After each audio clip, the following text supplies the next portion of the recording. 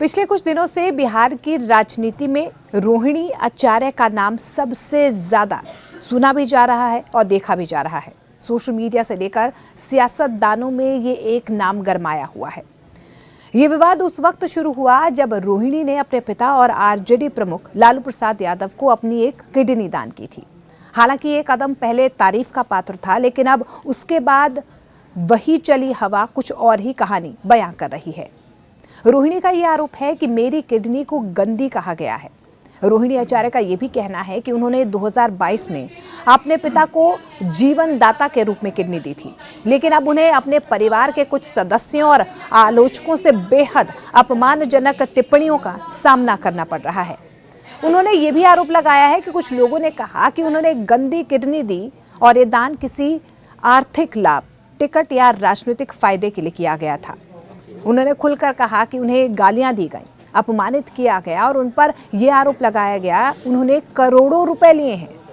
रोहिणी ने विरोधियों को चुनौती भी दी है। उन्होंने कहा कि वे खुले मंच पर बहस करें और दिखाएं कि उन्होंने कभी किसी लाभ के लिए कदम नहीं उठाया।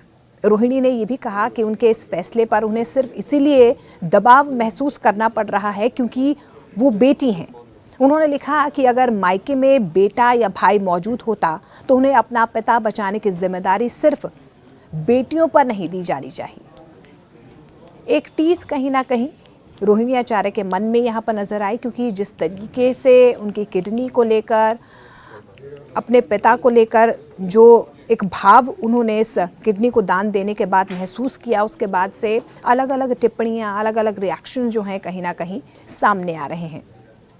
उन्होंने ये दोहराया है कि वे खुले मंच पर बहस करें और दिखाएं कि उन्होंने कभी किसी लाभ के लिए ये कदम नहीं उठाया है। रोहिणी ने यह भी कहा कि उनके इस फैसले पर उन्हें सिर्फ इसलिए दबाव महसूस करना पड़ रहा है क्योंकि वो एक बेटी हैं। उन्होंने लिखा कि अगर मायके में बेटा या भाई मौजूद होता तो उन्हें अपना पिता बचाने की जिम्मेदारी केवल बेटियों पर नहीं डाली जानी चाहिए थी।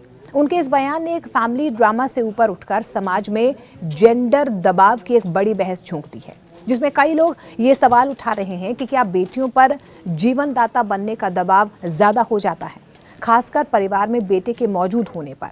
ये विवाद सिर्फ व्यक्तिगत मसला नहीं रहा, ये राजनीतिक और पारिवारिक घमासान में बदल गया है।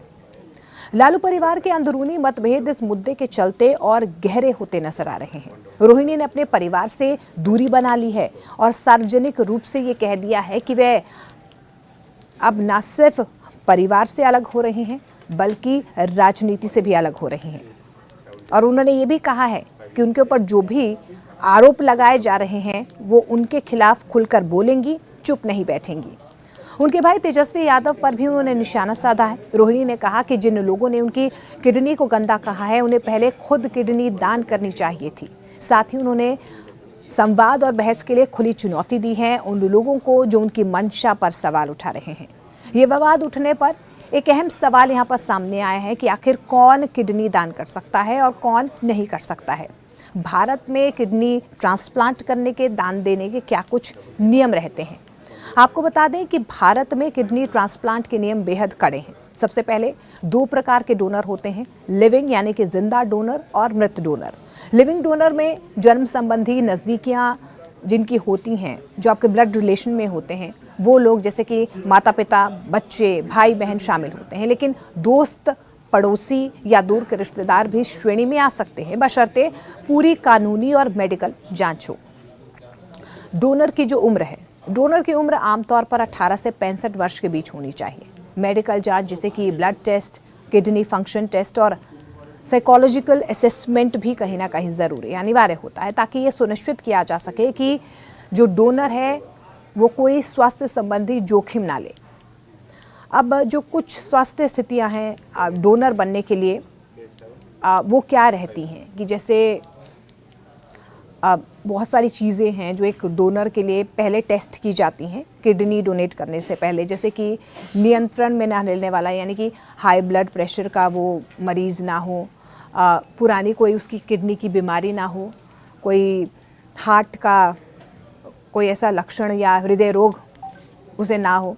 इसके अलावा कई और जो उसके दिनचर्या की रूटीन रहती है, जैसे धूम्रपान, मोटापा, शराब या अन्य नशीले पदार्थों की लत वाले लोगों को अक्सर डोनर बनने की मंजूरी नहीं होती है। अब कानूनी तौर पर सिर्फ वही डोनेशन स्वीकार्य है जिसमें स्वैच्छिक यानी कि अपनी मर्जी और स्वेच्छा से किया गया हो, वही डोनर बन सकता है। जो कहीं ना कहीं जो लिविंग डोनर होता है वो स्वेच्छा से अपना कोई भी ऑर्गन यानी कि डोनेट कर सकता है।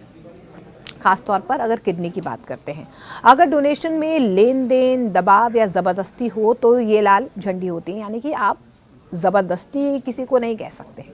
बहुत से लोग ये सोचते हैं कि एक किडनी दान करने के बाद जीवन बहुत ज़्यादा अलग हो जाएगा, मगर डॉक्टर और मेडिकल रिपोर्ट बताते हैं कि एक स्वस्थ डोनर अक्सर नॉर्मल लाइफ जी सकता है। उन्होंने कहा कि सिर्फ एक किडनी होने पर ही हल्के फुल्के व्यायाम, सामान्य भोजन और नियमित स्वास्थ्य जांच के साथ एक सामान्य और सक्रिय जीवन संभव है।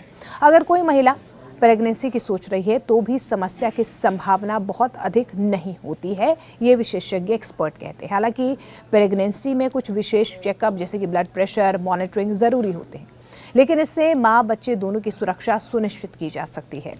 अब विवाद की गहराइयाँ और सार्वजनिक चर्चा, रोहिणी के बयानों ने सिर्फ उनके परिवार को परेशान नहीं किया है। ये मुद्दा सार्वजनिक रूप से ऑर्गन डोनेशन, जेंडर प्रभाव और नैतिक मूल्यों की भी एक बहुत बड़ी बहस बन चुकी है।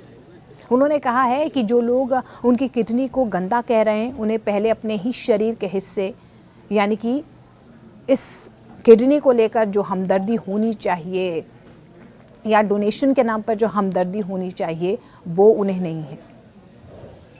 और उन्होंने ये भी कहा है कि जो लोग भी व्यक्तिगत तौर पर इस तरीके की टिप्पणी कर रहे हैं वो उनके खिलाफ आवाज़ बुलंद करेंगी।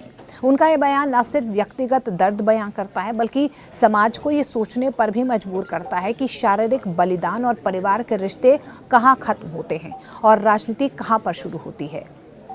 सिर्फ एक अंग नहीं, एक बड़ा सवाल रोहिणी आचार्य का मामला कहीं ना कहीं सिर्फ किडनी डोनेशन का नहीं रहा है। ये मानवता, नैतिकता, राजनीति और जेंडर अधिकारों का मसला बन चुका है। उन्हें गंदी किडनी कहे जाने से जो अपमान और एक कहीं ना कहीं वैमनस्य झेलना पड़ा है, उसने एक जल्दी परिवार विवाद के बाहर एक बड़ी सामाजिक चर्चा को भी अब जन्म दे दिया है, क्योंकि जिस तरीके से रोहिणी आचार्य ने अब न सिर्फ अपने परिवार वालों से नाता तोड़ दिया है बल्कि उन्होंने राजनीति से भी अलग होने का फैसला ले लिया है।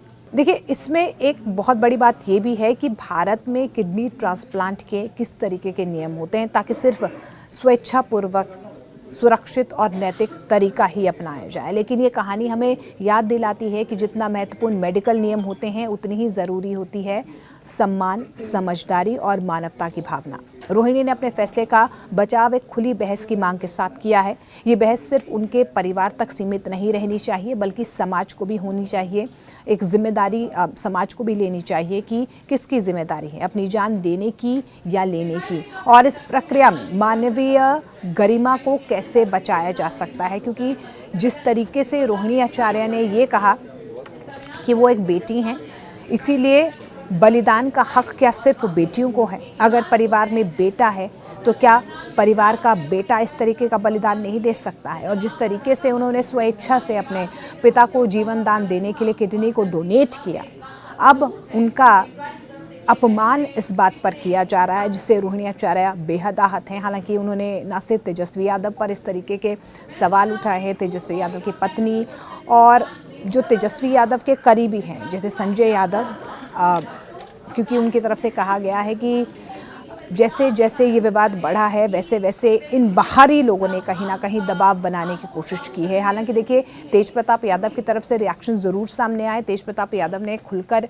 ये कहा है कि रोहिणी आचार्य की तरफ से जो एक किडनी दान की गई है उनके पिता को, इस बात की सराहना होनी चाहिए, ना कि उनका अपमान होना चाहिए। उन्होंने खुलकर अपनी बहन का साथ यहाँ पर दिया है। लेकिन अब प्रतिक्रियाओं का दौर भी इस पूरे मामले में सामने आ रहा है। लेकिन रोहिणी आचार्य के इस बयान ने एक नई बहस छेड़ दी है।